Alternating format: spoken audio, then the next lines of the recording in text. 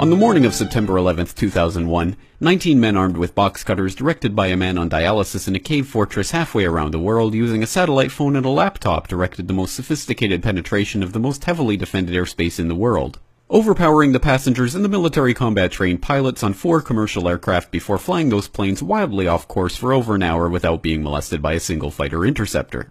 These 19 hijackers, devout religious fundamentalists who like to drink alcohol, snort cocaine, and live with pink-haired strippers, managed to knock down 3 buildings with 2 planes in New York. While in Washington, a pilot who couldn't handle a single-engine Cessna was able to fly a 757 in an 8,000-foot descending 270-degree corkscrew turn to come exactly level with the ground, hitting the Pentagon in the budget analyst office where DoD staffers were working on the mystery of the $2.3 trillion that Defense Secretary Donald Rumsfeld had announced missing from the Pentagon's coffers in a press conference the day before, on September 10th, 2001.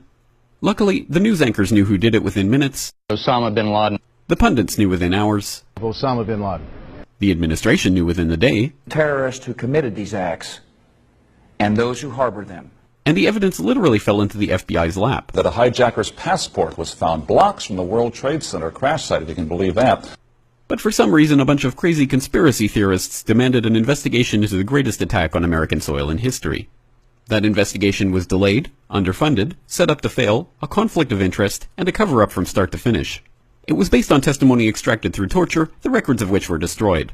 It failed to mention the existence of WTC-7, Able Danger, P-TECH, Sibel Edmonds, OBL and the CIA, and the drills of hijacked aircraft being flown into buildings that were being simulated at the precise same time that those events were actually happening. It was lied to by the Pentagon, the CIA, the Bush administration, and as for Bush and Cheney, well, no one knows what they told it because they testified in secret, off the record, not under oath, and behind closed doors. It didn't bother to look at who funded the attacks because that question is ultimately of little practical significance. Still, the 9/11 Commission did brilliantly answering all of the questions the public had, except most of the victims' family members' questions, and pinned blame on all the people responsible, although no one so much as lost their job, determining the attacks were failure of imagination. Because Nobody in our government, at least, and I don't think the prior government that could envision flying airplanes into buildings. Except the Pentagon, FEMA, NORAD, and the NRO. The DIA destroyed 2.5 terabytes of data on Able Danger, but that's okay because it probably wasn't important. The SEC destroyed their records on the investigation into the insider trading before the attacks, but that's okay because destroying the records of the largest investigation in SEC history is just part of routine record keeping. NIST has classified the data that they used for their model of WTC-7's collapse, but that's okay because knowing how they made their model of the collapse would jeopardize public safety. The FBI has argued that all material related to their investigation of 9/11 should be kept secret from the public, but that's okay because the FBI probably has nothing to hide.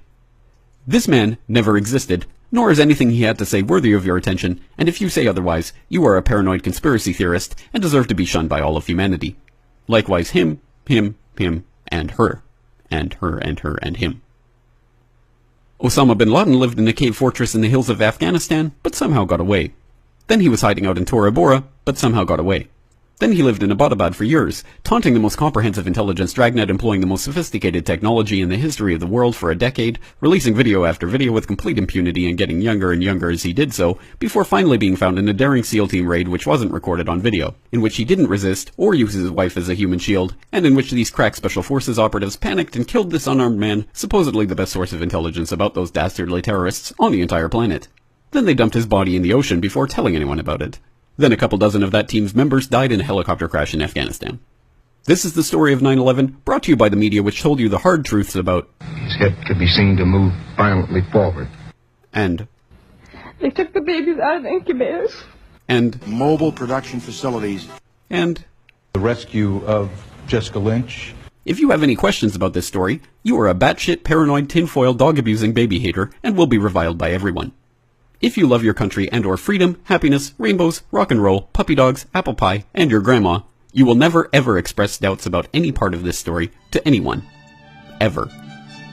This has been a public service announcement by the Friends of the FBI, CIA, NSA, DIA, SEC, NSM, White House, NIST, and the 9/11 Commission. Because ignorance is strength.